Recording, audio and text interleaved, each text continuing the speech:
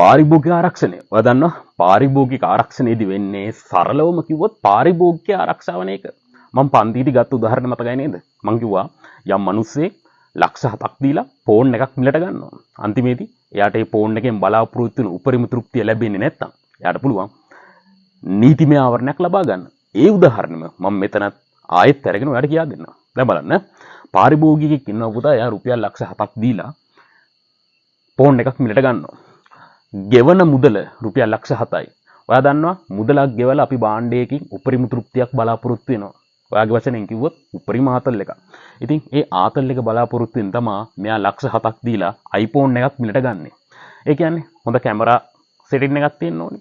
හොඳට internet access තියෙන්න ඕනි. හොඳ බැටරි හෙල්ත් එකක් තියෙන්න ඕනි.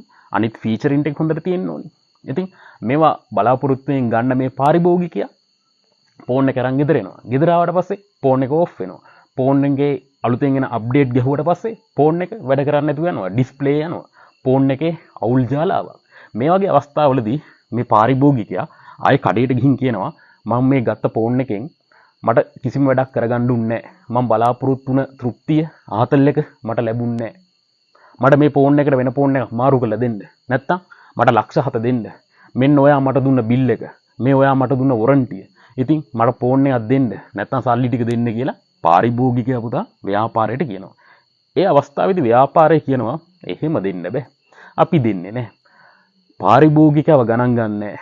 ඔයාගේ වචනෙන් කිව්වොත් පාරිභෝගිකයට ඩෝන්ට් කෙයා සීන් එකක් දානවා. ඒ වගේ අවස්ථාවලදී පාරිභෝගිකයා හුදකලා වෙනවා. තනි වෙනවා. පව්. ඒ වගේ වෙලාවට පාරිභෝගිකයට පුළුවන් රජයේ ආයතන, පනත්, සංවිධාන, නීති රීති හරහා නීතිමය ආවරණයක් ගන්න. ඒ කියන්නේ පාරිභෝගිකයට පුළුවන් පාරිභෝගික කටයුතු පිළිබඳ අධිකාරියට පැමිණිලි කරන්න.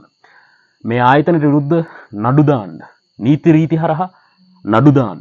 පනත් හරහා නඩු දාන්න. පාරිභෝගික සංවිධාන හරහා පැමිණිලි කරන්න. කොහොම හරි කළා මෙයාට පුළුවන් පාරිභෝගිකයට පුළුවන් මේ ආයතනයේ තුලින් වන්දි ලබා ගන්න. ඒ වන්දි ලබා ගන්න මේ පාරිභෝගිකයට උදව් කරන්නේ මේ ආයතන, මේ පනත්, මේ සංවිධාන, මේ නීති රීති. එතකොට මේ පාරිභෝගිකයව ආරක්ෂා කරන්න මේ ආයතන, මේ පනත්, මේ සංවිධාන, මේ නීති රීති මගින් නීතිමය ආවරණයක් ලබා දෙනවා. ඉතින් මෙතනින් අවසානයේ වෙන්නේ මේ පාරිභෝගිකයව ආරක්ෂා වෙන එක. දැන් එතකොට මේ නිර්වචනේ ලොකු නිර්වචනයක්. මේක මෙන්න මේ විදිහට chart and diagram විදිහට මතක තියාගන්න. මේක මතක තියාගත්තොත් ඔයාලට පාරිභෝගික ආරක්ෂණය නිර්වචන සම්බන්ධයෙන් ප්‍රශ්න ඇහුවොත් ඔයාලට මේ නිර්වචනේ මෙහෙම ගොඩනගා ගන්න පුළුවන්. මේ බලන්න. පාරිභෝගිකයා ගෙවන මුදලට උපරිම තෘප්තියක් බලාපොරොත්තු වෙනවා. ඒ උපරිම තෘප්තියක් ලබා දීම පිණිස රජයේ ආයතන, පනත්, සංවිධාන, නීති රීති මගින් ලබා දී ඇති නීතිමය ආවරණයට අපි කියනවා පාරිභෝගික ආරක්ෂණය. ඉතින් අපි පන්තියේදී මේක ලොකුවට ඉගෙන ගත්තා. මේ ඉගෙන ගත්ත එක ඉක්මනින් ෂෝට් විදිහට chart and diagram විදිහට මම ඔයාලට මේ කියා දුන්නේ. ආයෙත් රිකැප් සෙෂන් එකෙන් ඔළුවට දාගන්න ඕනි හින්දා. හරි.